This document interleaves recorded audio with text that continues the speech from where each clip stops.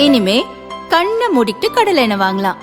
ஏன்னா மந்த்ரா கடலை எண்ணெய் இதயத்தின் தயாரிப்பு. வறுக்க பொரிக்க ஏன் எல்லா சமையலுக்கும் மந்த்ரா தான். மந்த்ரா கடலை எண்ணெய், அபார ருசி, ஆரோக்கியமான உடல் நலம்.